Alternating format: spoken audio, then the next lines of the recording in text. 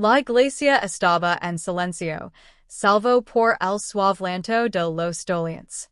El atad de mi madre yacía al frente, cubierto de rosas blancas.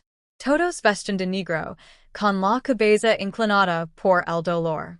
Pero en medio de ese momento sagrado, mi padre se acercó a mí, y hizo algo inesperado.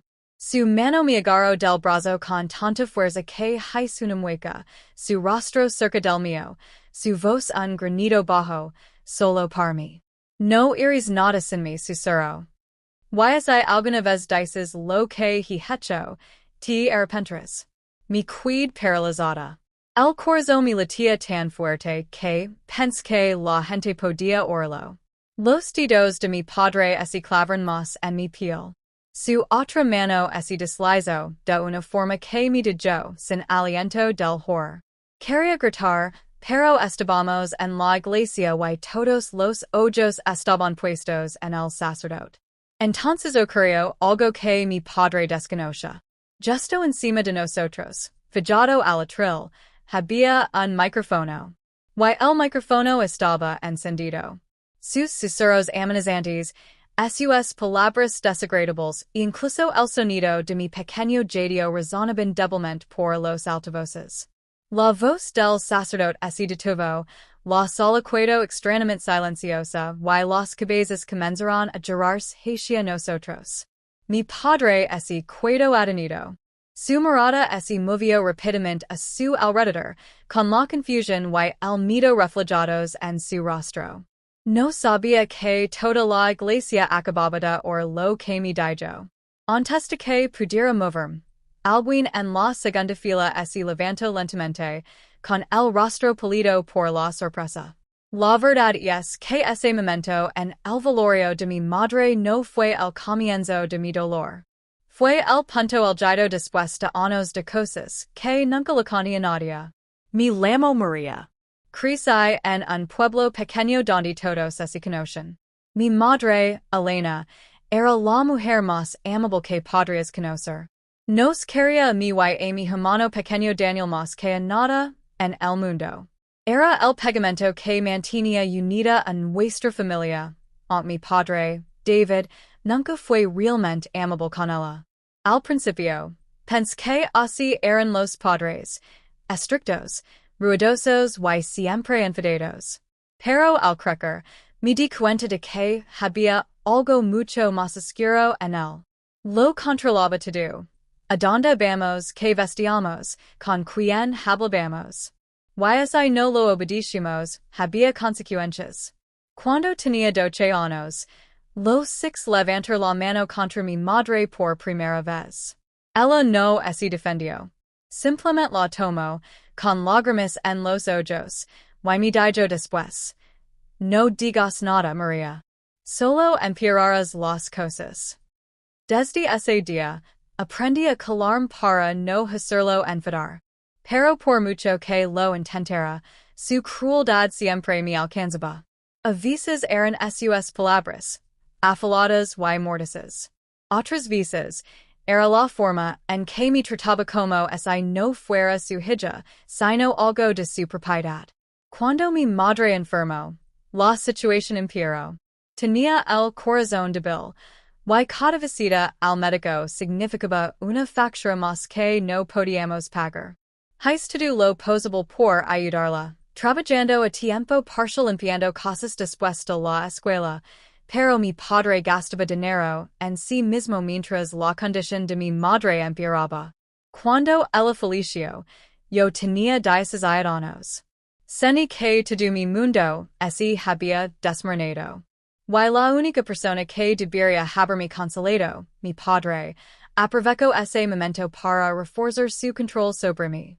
El día del velorio, me levanté temprano para ayudar a preparar la iglesia. Mi tía Rosa estaba a cargo de las flores, y mi tío Daniel estaba arreglando las sillas. Todo el pueblo venía a despedir a mi madre. Estaba aturdido, simplemente siguiendo los pasos, hasta que a mi padre de pie al fondo de la iglesia, con la mirada escudriñando la sala como si lo tuviera todo bajo control. Intent evitarlo, pero me encontró cerca del pasillo lateral. Su rostro era indecifrable, pero sus ojos transmisión esa advertencia, que conocía tan bien. Te sentarás conmigo durante el servicio, ordino. No quería, pero negarme no era una opción. Cuando el sacerdote empezó las oraciones, me senté rigidamente a su lado, con la mirada fija en el suelo. Fue entonces cuando se inclinó y me susurró esas horribles palabras, palabras que me provocaron un escalofrío. No tenía ni idea de que el micrófono del atril seguía encendido, captando cada sonido cerca del frente. Fue la hermana de mi madre, la tía Rosa, quien se puso de pie al orlo. Su rostro palideció y le temblaron las manos. Pero antes de que pudiera hablar, mi padre me apretó con más fuerza, como para advertirme que mi cólera. Podía sentir las miradas de toda la iglesia sobre nosotros, una creciente tensión en el ambiente. La gente se miraba, susurraba, preguntándose que acababan de oír. La voz del sacerdote se quebró, incluso el miraba en nuestra dirección. Entonces mi tío Daniel, que siempre había sido tranquilo y sereno, dio un paso al frente desde atrás. Tenía los puños apretados y la mandíbula apretada. Miró fijamente a mi padre y dijo en voz baja pero firme, déjala ir, David. La habitación volvió a quedar en silencio. Mi padre giró lentamente la cabeza hacia él, agarrándome. Sentía el calor en sus dedos, la amenaza silenciosa en su tacto. Pero mi tío dio otro paso adelante. Dije que la dejas ir. No sabía qué pasaría después. ¿Estelaría mi padre de ir? Por fin mi tío me defendería después de todos estos años? Lo único que sabía era que todo el mundo estaba mirando y, por primera vez, mi padre parecía inseguro.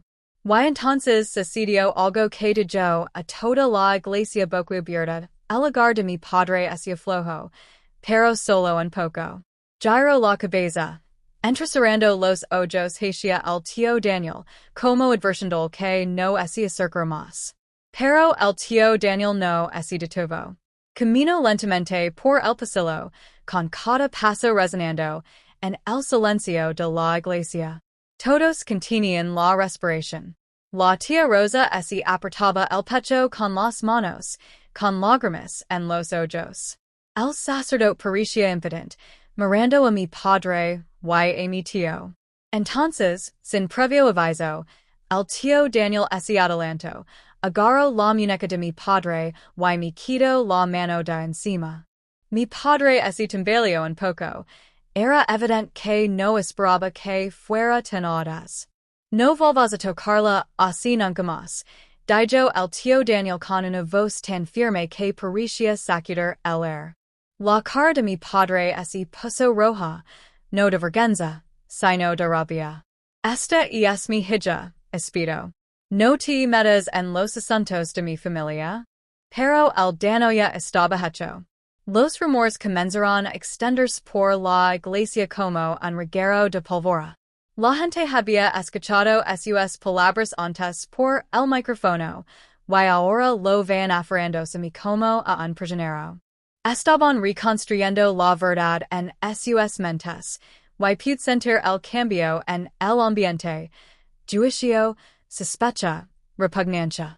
Pude ver el miedo invadir los ojos de mi padre. Siempre había procurado mantener su crueldad en secreto. Esto era diferente. Esto era público. La tía Rosa se acercó y me rodeó con el brazo, protegiéndola. María, ven a sentarte conmigo, dijo en voz baja, pero lo suficientemente alto para que todos la oyeran. Le temblaba la voz, pero su tacto era firme, como si no fuera a dejar que se acercara a mí otra vez. Mi padre apretó la mandíbula. Por un momento, pensé que armaría un escándalo, gritaría, me agarraría o incluso me atacaría. Pero entonces forzó una sonrisa, La clase de sonrisa que sabía que traería problemas más tarde. Claro, dijo, con la voz lina de falsa dulzura. Puedes sentarse contigo. Retrocedió en paso, diciendo que la tía Rosa me lavara, pero su mirada no hacía parte de la mía. Era fría y lina de advertencia. Esa mirada me indicó que no había terminado conmigo, en hay mucho menos.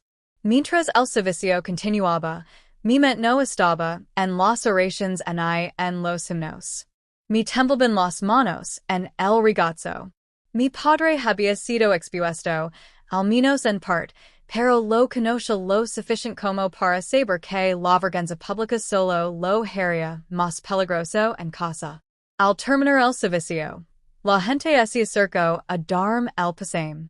Algunos me abrazaron fuerte, otros simplemente me dieron una palmadita en el hombro. Pero en sus ojos, six algo nuevo, lastima, y quizás incluso rabia silenciosa por mí. Afuera de la iglesia, el cielo estaba gris y pesado. El entierro se llevaría a cabo en el pequeño cementerio detrás de la iglesia.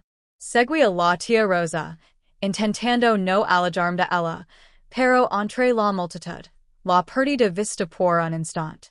Fue entonces cuando lo sentí, la mano de mi padre sobre mi hombro otra vez.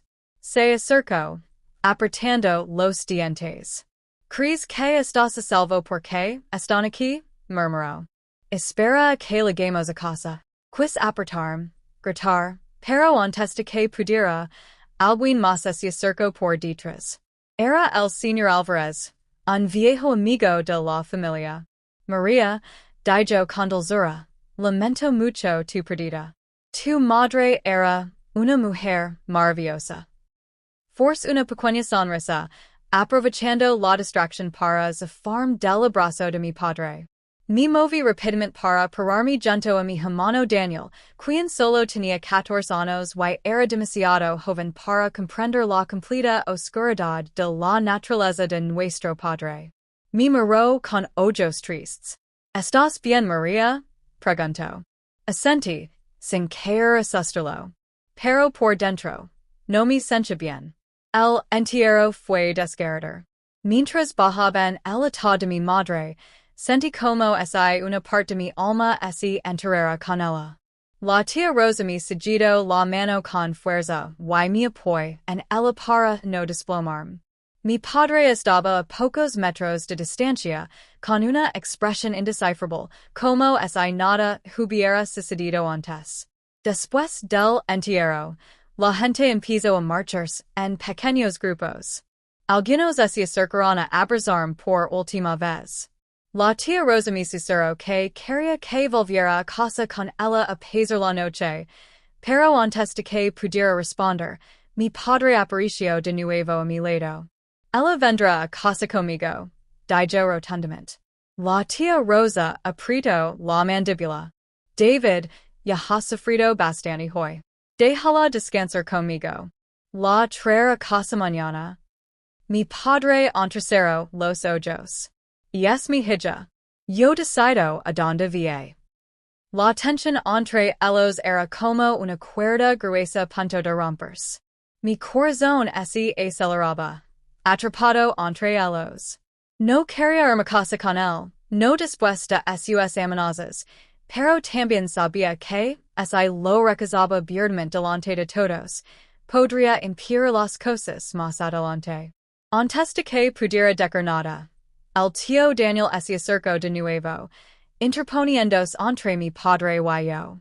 Se vie con Rosa, dijo con firmeza. Mi padre apretó los puños. Sus labios se curvaron en una sonrisa peligrosa.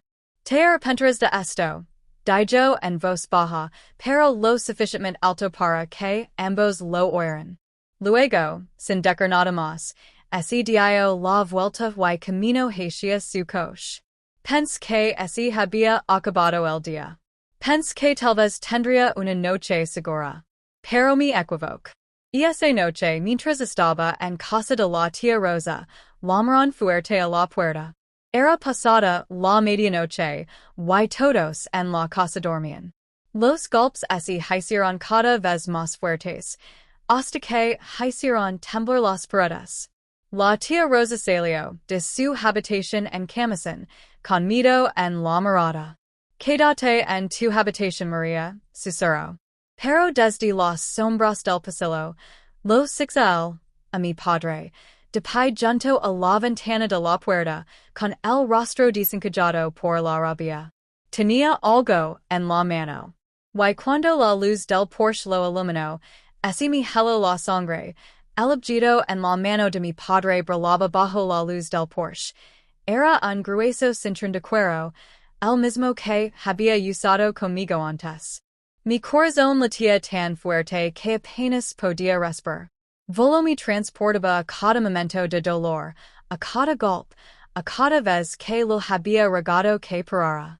La tía Rosa se quedó paralizada en la puerta, con la mirada fija en el cinturón. La voz de mi padre resonó desde afuera. Abre la puerta, Rosa. Y es mi hija y no tienes derecho a quitármela. La tía Rosa no se movió. Sus nudillos se pusieron blancos contra el marco de la puerta. Vida casa, David. Has estado bebiendo. No es el momento. Pero él no escuchaba. Tenía la mirada perdida, y el cinturón le colgaba del puño como una amenaza. Si no abres esta puerta ahora mismo, te arrepentirás, gruñó. Retrocedí a las sombras del pasillo, temblando. Conocía ese tono. Lo había oído muchas veces, siempre ligaba antes de que ocurriera algo terrible. Mi mente daba vueltas. Debería correr y esconderme? Debería llamar a la policía? Pero nunca los había llamado. Tenía miedo de que no me creyeran o peor, de que solo empeorara las cosas. El esposo de la tía Rosa, el tío Luis, apareció de repente la cocina con una pesada linterna de metal. Se acercó a ella con voz tranquila pero firme. David, no te la llevarás esta noche. Vida casa. Por un instante, mi padre lo miró fijamente, con el pecho subiendo y bajando rápidamente. Entonces, sin previo aviso, levantó el cinturón y lo golpeó con fuerza contra el cristal de la puerta. El sonido me sobresaltó, y six a la tía Rosa estremecerse. María? Ladró mi padre. Ven aquí ahora mismo. Me quedé paralizada. Sentí las piernas como si fueran de piedra. No podía acercarme a él, en esta noche y nunca más, si podía evitarlo. Cuando se dio cuenta de que no venía, su expresión se transformó en furia pura. Golpeó el cristal de nuevo, esta vez con más fuerza. La puerta tembló. La tía Rosa echoó el cerrojo rápidamente y tiró de la cadena, con las manos temblorosas. Se equivocan, espero mi padre, apuntándolos con el cinturón a través del cristal. Y ella pagará por ello. El tío Luis dio un paso adelante, agarrando la linterna como si estuviera listo para usarla si mi padre entraba a la fuerza. Pero después de una última mirada, mi padre se dio la vuelta y se alejó furioso en la oscuridad.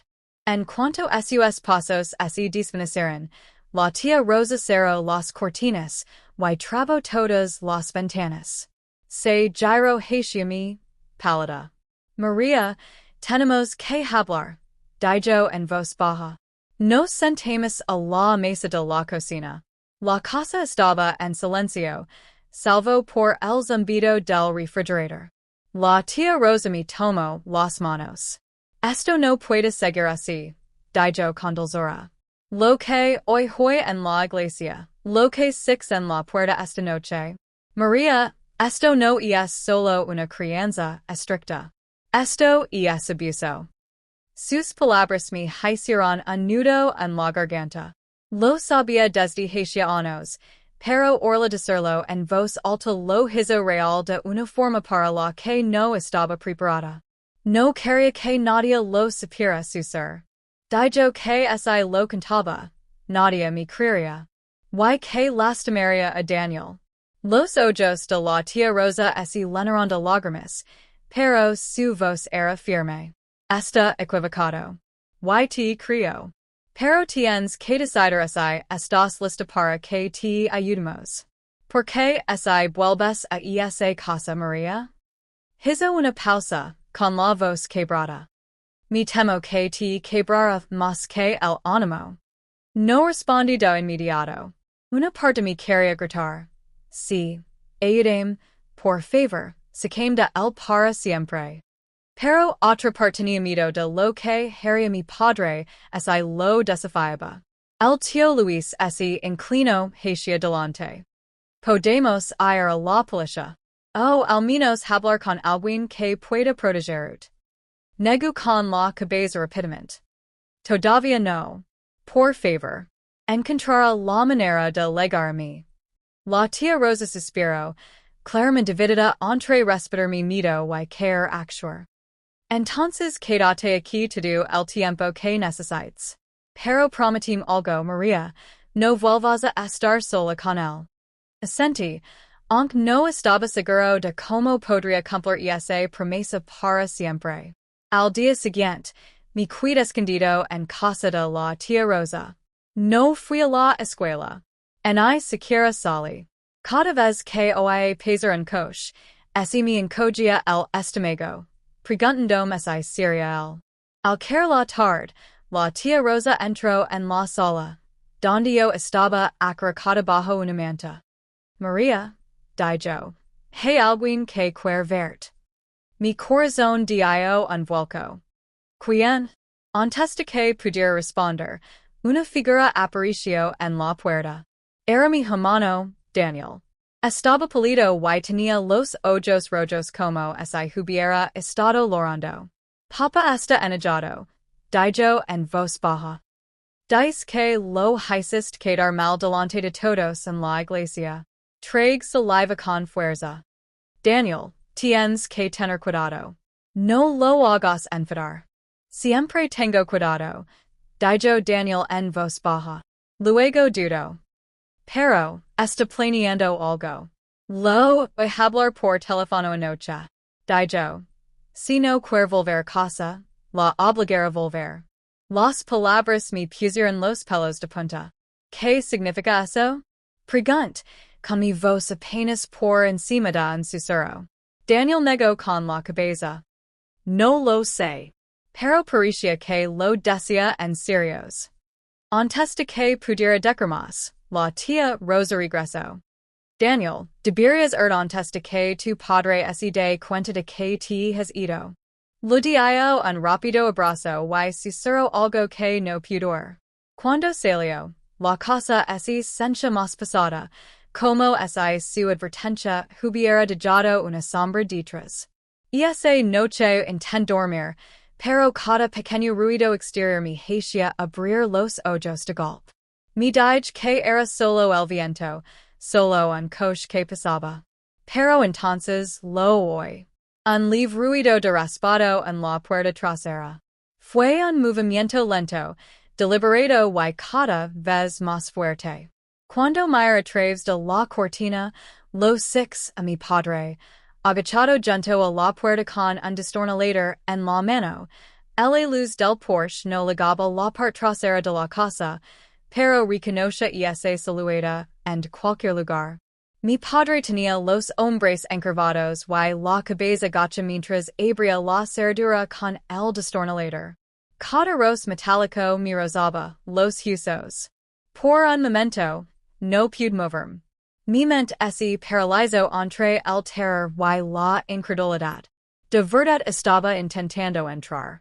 Me alejé lentamente de la puerta, con el corazón latiendo tan fuerte que pensé que me delataría. Caminando puntillas por el pasillo hasta la habitación de la tía Rosa y la desperté con suavidad. Tía Rosa, está aquí, susurró con urgencia. Sus ojos se abrieron al instante y se incorporó. ¿Dónde? En la puerta trasera, está intentando entrar, dije con voz temblorosa. Salió de la cama y agarró su teléfono. Luis, llamó en voz baja pero firme. El tío Luis salió del baño, todavía con la camiseta de antes. En cuanto la tía Rosa le contó lo que había visto, su rostro se endureció. Llama a la policía, le dijo, y luego desapareció por el pasillo. La tía Rosa marcó con dedos temblorosos. Sí, necesitamos ayuda, dijo rápidamente. Hay un hombre intentando entrar en nuestra casa ahora mismo. Se llama David sí, y es peligroso, sí, mi sobrina está aquí conmigo. Podía oír al tío Luis en la puerta trasera, con su voz aguda. David. Llame a la policía. Vite. El chirrido cesó, pero la voz de mi padre llegó a través de la oscuridad. ¿Crees que una puerta cerrada me separará de mi hija? Ella vendrá conmigo, de una forma u otra.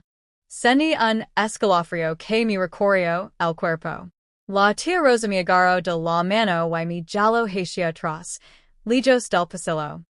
Quédate donde no te ven, susurró. Unos momentos después, oímos el lejano alido de las sirenas. Mi padre debió de oírlas también, porque para cuando aparecieron las luces intermitentes al final de la calle, el sonido de pasos que se legiban resonó en la noche. La policía registró el patio trasero, pero no encontró nada más que tenues huellas de zapatos en la tierra. Nos tomaron declaración a todos. La tía Rosa no se contuvo. Les contó sobre el incidente de la iglesia, sobre el cinturón en la puerta y sobre lo que acababa de suceder. El agente, un hombre alto llamado Hernández, tomó notas con atención. María, dijo, ¿quieres solicitar una orden de protección contra tu padre? Mira la tía Rosa con un nudo en el estómago. La idea de firmar algo que lo alejara legalmente de mí era como abrir una puerta que jamás podría ser. Pero también era mi única oportunidad de respirar sin miedo. Yo no lo sé, Susur. No te preocupes, dijo el oficial Hernández con suavidad. Podemos dar tiempo para que lo pienses. Pero hasta entonces, estarás más seguro si no vas solo a ningún lado. Cuando se fueron, la tía Rosa volvió a cerrar las puertas con llave y corrió bien las cortinas. Me preparó una taza de leche caliente, pero me temblaban demasiado las manos para sostenerla. No voy a parar, verdad? Preguntó en voz baja. La mirada de la tía Rosa se suavizó, pero su voz era firme. No, María. No hasta que alguien lo detenga para siempre. A la mañana siguiente, me desperté con el olor a café. Por un instante, casi olvidé todo lo sucedido. Fui a la cocina y encontré a la tía Rosa hablando con alguien, el señor Álvarez, el mismo amigo de la familia que había distraído a mi padre fuera de la iglesia. María, dijo el señor Álvarez con amabilidad, estoy preocupado por ti. Tu madre era mi amiga, y le prometí hace años que te cuidaría. Me enteré de lo que pasó. Vaya la mirada, sin querer ver compasión en sus ojos. No me voy a dejar ir, dije. El señor Álvarez se acercó. Entonces necesitas más gente de tu lado. Cuantos más sepan la verdad, más difícil será para él hacer daño en la sombra. Sus palabras me acompañarán el resto del día. Pense en el micrófono de la iglesia, en los rumores que habían surgido esa mañana. Quizás ese momento podría ser lo que finalmente lo desenmascara. Esa misma tarde, sonó el teléfono de la tía Rosa. Frunció el seno al ver el número antes de contestar. Hola. Su rostro palideció. No está disponible ahora mismo. Era mi padre. Podía oír su voz incluso desde el otro lado de la mesa. Del que voy a buscarla. Si no viene por voluntad propia, lo lamentara. La tía Rosa colgó rápidamente y bloqueó la pantalla de su teléfono, con las manos temblorosas. María, puede que tengamos que irnos unos días, dijo. Antes de que pudiera responder, un fuerte golpe sacudió la puerta principal. El corazón mi dio un vuelco. La tía Rosa mi moró y susuro. Quédate aquí. Abrió la puerta apenas una rendija y cincho Olivio en el rostro. No era mi padre. Era el sacerdote del funeral de mi madre. Rosa, dijo con seriedad, necesito hablar contigo y con María. Se trata de lo que pasó en la iglesia ese día.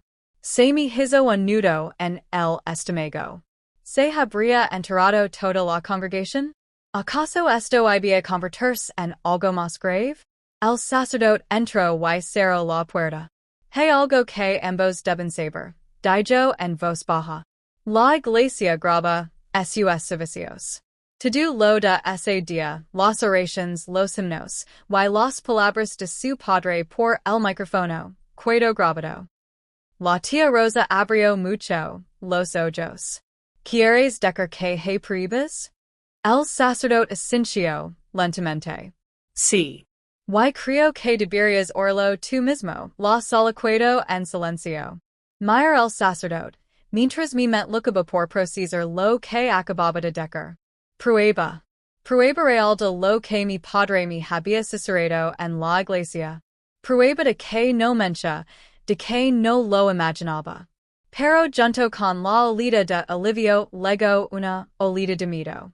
Si mi padre descubría que había una grabación no se detendría ante nada para destruirla. ¿Lo tienes contigo?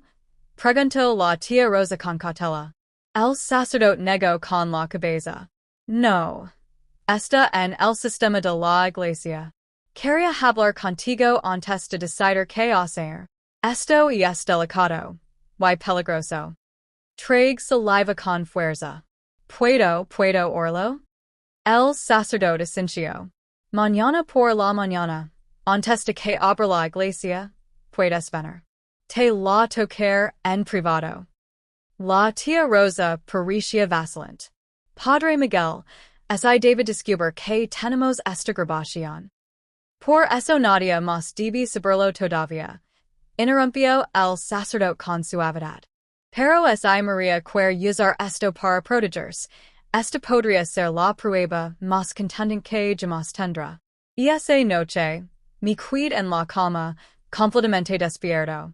Las sombras en la pared parecían moverse. El tic-tac del reloj parecía demasiado fuerte. Una y otra vez, imagine cómo sería escuchar la voz de mi padre saliendo de esa grabación. Imagine los susurros extendiéndose aún más cuando la gente supiera que era real. Por primera vez en años, sentí una chispa de esperanza. Pero con esa esperanza, sentí una advertencia en el estómago. Mi padre era impredecible cuando lo acorralaban. A la mañana siguiente, la tía Rosa me llevó a la iglesia. Llegamos temprano. El cielo un pálido por el amanecer. El padre Miguel abrió las puertas principales, y nos condujo adentro. El air era fresco, el aroma a cera de vela y flores en presencia del funeral. Nos llevó a una pequeña oficina detrás del altar, donde había una computadora portátil sobre un escritorio de madera. Todo lo del día del velorio está guardado aquí, explicó, revisando carpetas. Puede que tarde un poco en encontrar el lugar correcto, mientras pasaba la grabación, sentí una opresión en el pecho. Entonces lo oí, la voz del sacerdote durante el servicio, música suave de fondo, y luego la voz de mi padre. No eres nada sin mí. Si alguna vez abres la boca sobre lo que he hecho, te arrepentirás. El sonido era tan claro que parecía que estuviera de pie en la habitación. Sentí un nudo en el estómago. La grabación incluso captó mi pequeño jadeó y el temblor de mi respiración. La tía Rosa palideció al apretarme la mano. El padre Miguel me miró con seriedad. María, esto es incriminatorio. Si decides llevar esto a la policía, podría abrir un caso. Me quedé mirando la laptop, con la mente dando vueltas. Si entera antes de que hagamos nada. Por eso tenemos que actuar con cuidado, dijo la tía Rosa con voz firme. Si actions rápido. Pero antes de que pudiéramos seguir hablando, oímos el sonido de las puertas de la iglesia abriéndose. Unos pasos pesados resonaron por el santuario. El Padre Miguel frunció el seno. No esperamos a nadie tan temprano. Los pasos se hicieron más fuertes. Sentí una opresión en el pecho. Algo en mí lo sabía.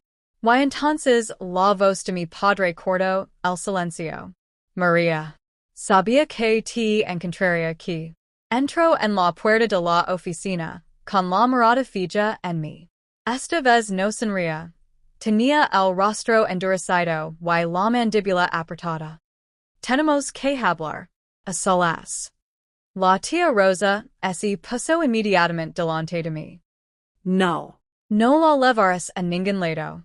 Él la ignoró, con la mirada fija en mí. Ven aquí ahora. O te prometo que te arrepentirás después. El Padre Miguel se movió sutilmente, colocándose cerca del teléfono. David, esto es una iglesia. No eres bienvenido aquí para amenazar a nadie. Mi padre entró lentamente en la oficina. Su presencia llenó la pequeña habitación. No te estoy amenazando, dijo con sarcasmo en la voz.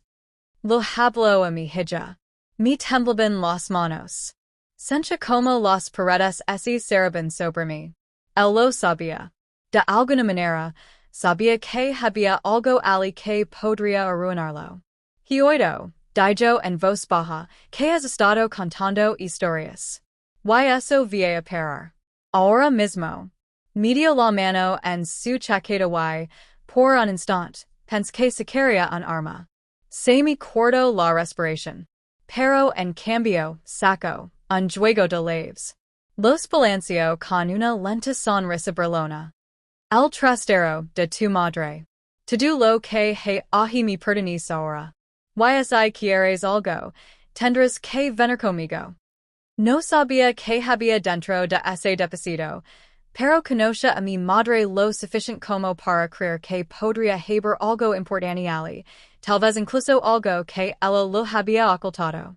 La mano del Padre Miguel se cernía sobre el teléfono. Los hombres de la tía Rosa se tensaron. Y entonces mi padre se inclinó ligeramente, con los ojos brillantes de amenaza. Si no vienes hoy, me aseguro de que todo lo que he ahí dentro desaparezca para siempre. En el momento en que la voz resonante del pastor repitió las obscenas palabras de mi padre a toda la congregación, el silencio en la iglesia se rompió como un cristal. Se oyeron gemidos, agudos y rápidos, seguidos de murmullos que se intensificaban a cada segundo. Un hombre que lo hace eso a su propia hija. Susurró una mujer en la segunda fila, con los ojos abiertos por la incredulidad. Lo hizo dentro de la casa de Dios, murmuró otro hombre, sacudiendo la cabeza. La gente se giraba desde sus asientos para mirarme, algunos con lástima, otros con rabia hacia él, y otros con expresiones que no pude interpretar. Mi padre, con la cara roja y tembloroso, parecía un animal acorralado. Se levantó de golpe de su silla, señalando el púlpito. Pastor, deje ya esta tontería. Es mentira. Alguien está intentando destruir mi nombre. El pastor ni siquiera se inmutó. Su voz profunda y firme se impuso en el caos. Esto no es mentira, hermano Henry. El micrófono estaba encendido. Dios mismo ha permitido que esta verdad salga a la luz hoy en su casa. Por primera vez, se miró real en los ojos de mi padre. No era solo vergüenza. Era la certeza de que su secreto ya no podía permanecer oculto. De repente, una mujer del carro, la hermana Rose, se levantó y gritó. Lo creo. Hace 2 años, durante el enseo del carro, los six tocarla de una forma que ningún padre debería. Me quedé calada. Pero ya no. La iglesia estalló en una aluvión de voces. Algunos clamaban por justicia. Otros argumentaban que estos asuntos debían mantenerse en privado. Mi temblaban tanto las manos que tuve que agarrarme al borde del banco. Huir, levelo afuera. Grito un diácono. Dos hombres corpulentos se acercaron a mi padre, pero el retrocedió y agarró la silla más cercana, balanceándola violentamente. No te atrevas a tocarme, Regio. Los acomodatores dudaron. Mi corazón latía con fuerza. Vi mi prima pequeña en la última fila empezar a llorar, con su madre tapándose los oídos. Entonces, sin previo aviso, mi padre se abalanzó sobre mí. Su rostro se contorsionó de rabia y levantó la mano como si estuviera a punto de golpearme ahí mismo, delante de todos. Pero antes de que su mano pudiera aterrizar, una fuerte voz desde la entrada lo detuvo en seco. Era un policía. Henry Adams, estás arrestado. Toda la iglesia se quedó paralizada. Mi padre se quedó boquiabierto y, por un instante, pareció que se iba a desmayar. Pero entonces, justo cuando el agente lo agarró, hizo algo que hizo gritar toda la iglesia. A la mañana siguiente, tras el impactante velorio del domingo, el recinto de la iglesia ya no era un lugar tranquilo y sagrado. Parecía un tribunal. La gente, en grupos, se cerraba, negaba con la cabeza y señalaba hacia el salón de actos. Mi padre entró con el pecho inflado, como si nada hubiera pasado la noche anterior, pero ahora todos lo miraban de otra manera. Para cuando algunos miembros corrieron hacia mí. María, ¿y es cierto? Todos lo oímos. Dijo la hermana Agnes, agarrándome del brazo. No tuve que responder. La grabación del micrófono se había difundido. Alguien había copiado el audio de la iglesia a su teléfono y lo había compartido con la comunidad. Las palabras de mi padre ahora eran públicas. Dentro, los ancianos estaban sentados a la larga mesa de madera. El rostro del pastor principal estaba tenso por la ira. Hermano John, comenzó, necesitamos hablar sobre su comportamiento en el velorio de su difunta esposa. Sus palabras, sus acciones no solo fueron pecaminosas, sino también criminales. El rostro de mi padre se ensombreció. Te atreves a cuestionarme en mi propia iglesia? Espero. Pero el pastor golpeó la mesa con la palma de la mano. No. Esta es la casa de Dios, no la tuya. No podemos ignorar lo que todos oímos. El silencio en la habitación era denso. Sentía que me temblaban las manos, pero mi pies de pie. Pastor, estoy listo para decir la verdad. Todo. Hablo durante casi 15 minutos. Cada bofetada, cada insulto, cada noche que lor bajo el techo de mi madre. Les conté como no paro en ni siquiera cuando mi madre vivía, y como, tras su muerte, se sintió intocable. Mi padre apretó la mandíbula, sus ojos ardían de odio. Algunas mujeres comenzaron a llorar. Otras apartaron la mirada avergonzadas. Los ancianos susurban entre sí. Finalmente, el pastor Samuel se puso de pie y dijo, Hermano John, queda suspendido de todas las actividades de la iglesia hasta nuevo aviso. Y este asunto se llevará más allá de esta sala. Mi padre se rió, con esa misma risa fía y amarga. Y salió hecho una furia. Pero yo sabía que esa risa era solo una máscara. Por primera vez, no tenía poder en ese espacio. Más tarde ese día, lo escuché por teléfono, hablando en voz baja y amenazante. ¿Cree que ha ganado? Me encargo de ella. Se arrepentirá antes de que termine la semana. Se me erizaron los pelos de la nuca. El corazón me latía con fuerza. ¿Qué estaba planeando? Esa noche, mientras estaba en la cama, oí pasos fuera de mi ventana. Lentos. Cuidadosos. Asacanes. Abrí los ojos de par en par. La sombra de alguien se movió a través de la cortina, El día siguiente que se filtrara el video en línea, me desperté con el zumbido constante mi teléfono. Al principio, pensé que era solo otra mañana de la modesta amigos para ver cómo estaba. Pero cuando miré la pantalla, había más de 100 mensajes sin leer. Mi corazón latía con fuerza. Algo había sucedido. Al abrir mi app de mensajería, 6 enlaces videos, de desconocidos y amigos. Me temblaban las manos al tocar uno. Ahí estaba, el video del abuso de mi padre, en el velorio de mi madre, grabado con todo lujo de detalles, con un audio nítido del micrófono de la Iglesia. El sonido de la voz de mi padre gritando, los jadios de la gente en la habitación, y mis propios sollozos ahogados. Todo estaba allí. El título decía, Esto es lo que pasó en el velorio de su madre. Mira cómo la trató su propio padre. Ya tenía más de 1,000,000 de visitas. El mundo eligbando. Al mediodía, me di cuenta de que el video se había vuelto viral, no solo en mi país, sino en todo el mundo. La gente lo compartía con etiquetas como #justicia para ella, #abuso en la iglesia y #secretos familiares. Algunas personas estaban indignadas. ¿Cómo pudo un padre hacer esto a su hija, sobre todo en la casa de Dios? Espero que esté bien. Es muy fuerte por haber sobrevivido a esto. Otros fueron crueles. No conocimos toda la historia. Quizás ese lo merecía. Dejan de grabar asuntos familiares privados. Internet se había convertido en una zona de guerra. Un extraño llama a mi puerta. Esa tarde, hoy que llamaban a mi puerta.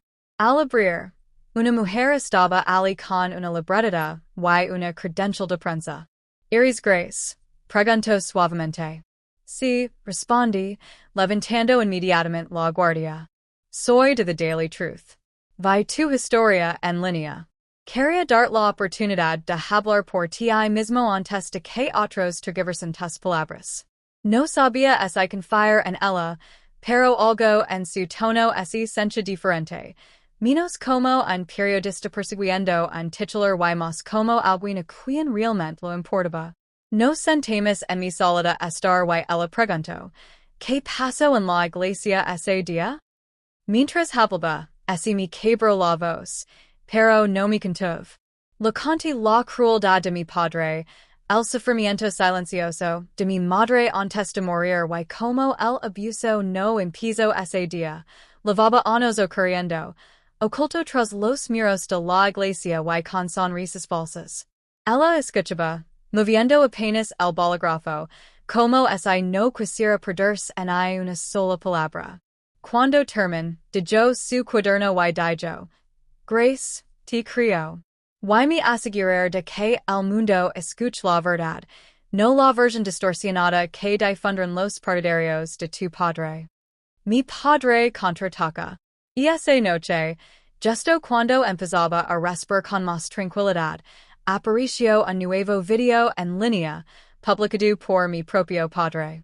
En él, aparecía en el altar de la misma iglesia, con la Biblia en la mano, hablando a la congregación.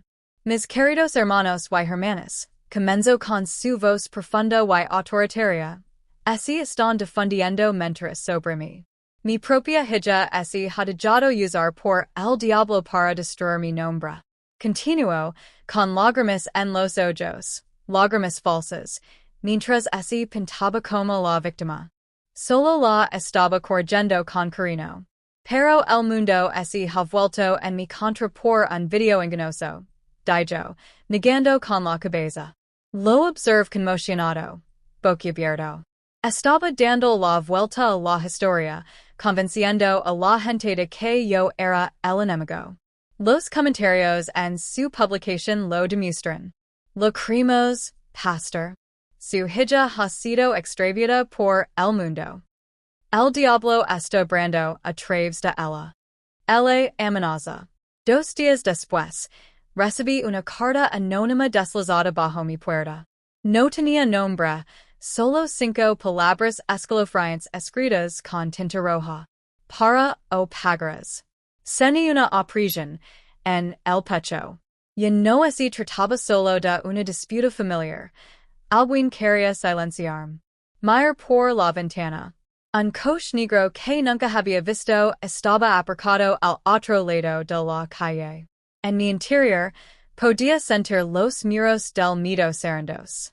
Pero en el fondo, también sabía que la verdad estaba allí afuera, y no había vuelta atrás. Nunca olvidar el silencio que se apoderó de la iglesia cuando el anciano se levantó al fondo. Su voz temblaba, pero sus palabras cortaban el air como un cuchillo afilado. Antes de que alguien te señale con el dedo, dijo, que quid claro, estuve allí el día que murió tu madre. Y six lo que realmente pasó. Todos se quedaron paralizados. Incluso mi padre, que caminaba furioso, se detuvo y se giró lentamente hacia él. Las manos del anciano temblaban, pero sus ojos brillaban con una violencia que me aceleró el corazón. Continuó. Tu padre no estaba de luto ese día. Estaba discutiendo con ella. A gritos. Toda la calle podía oírlo. Y entonces se detuvo, con la voz entrecortada. Se cayó. Fuerte. No hubo ningún accidente. Los jadios en la habitación llegaron como una olida. Sentí una opresión tan fuerte en el pecho que apenas podía respirar. Me agarré al borde del banco, sintiendo el mundo dar vueltas. La voz de su padre se alzó, casi un granido. ¿Te atreves a acusarme? Viejo idiota. Su mirada se movía de un lado a otro, buscando el apoyo de quienes lo rodeaban, pero nadie se movió. Nadie lo defendió. Entonces el micrófono, en oculto, captó sus siguientes palabras.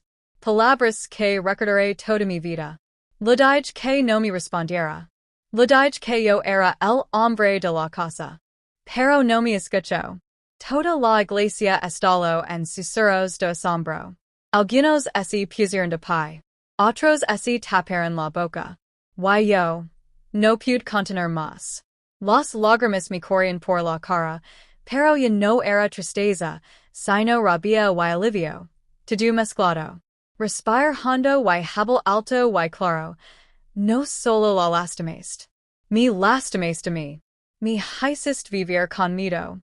Y hoy, todo el mundo lo sabe. El rostro de mi padre palideció. Parecía un hombre acrisolado sin salida.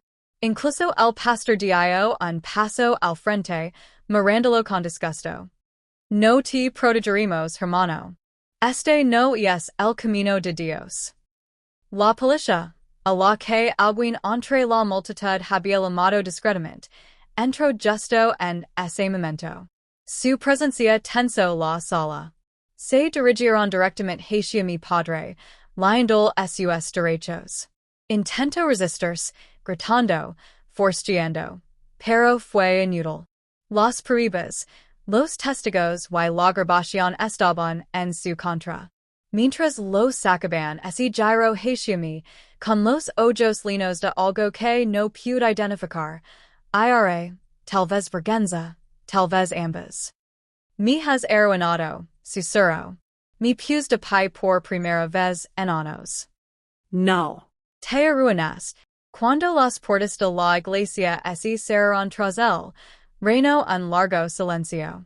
Entonces, uno a uno, la gente empezó a aplaudir. No eran los aplausos que se escuchan después de una canción, sino los aplausos lentos y constantes de quienes acababan de ver la verdad vencer el miedo. Por primera vez desde la muerte de mi madre, me sentí ligera.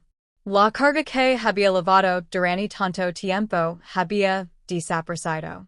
Y aunque las cicatrices en mi interior tardarían años en sanar, sabía que había hecho lo que ella habría querido.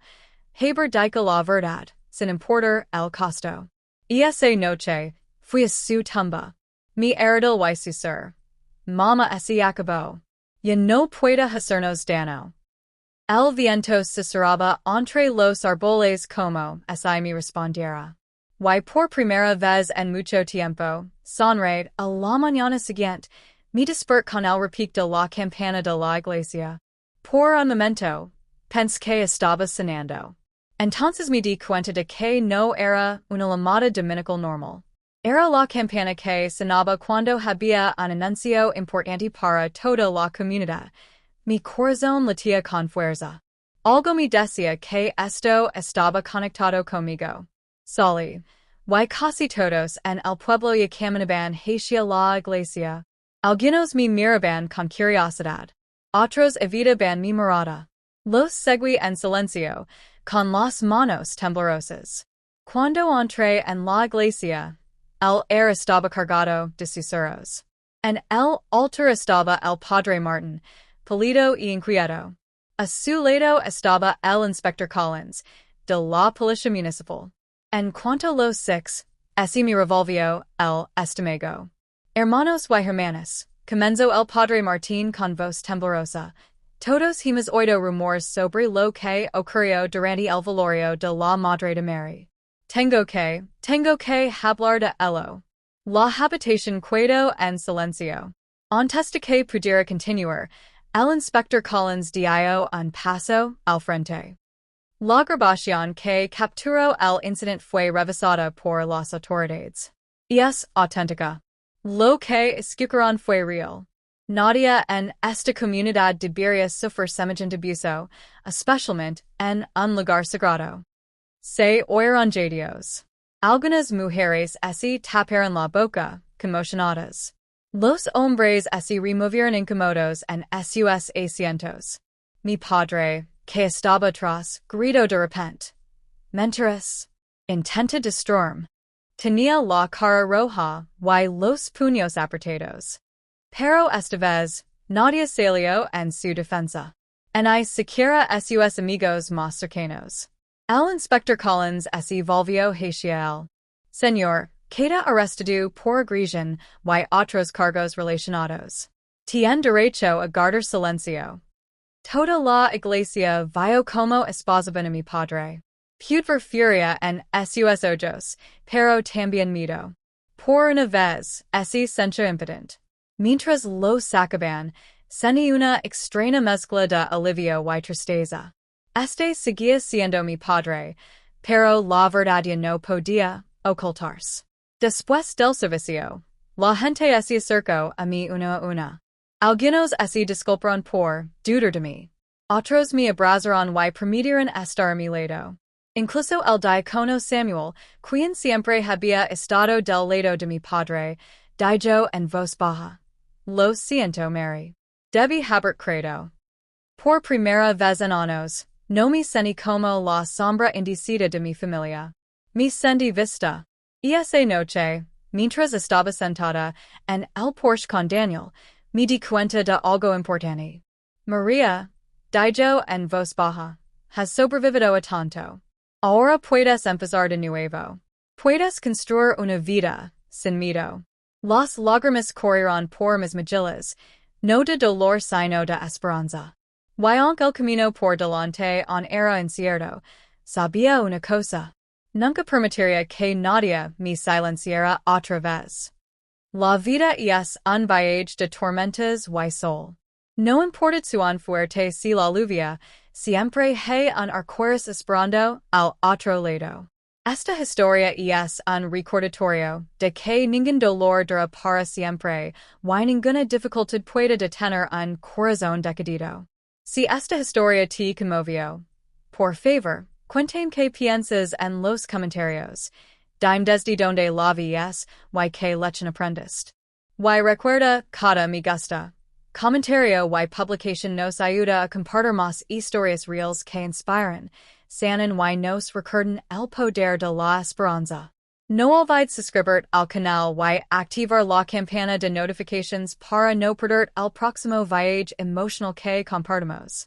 Juntos, mantenemos vivas estas historias.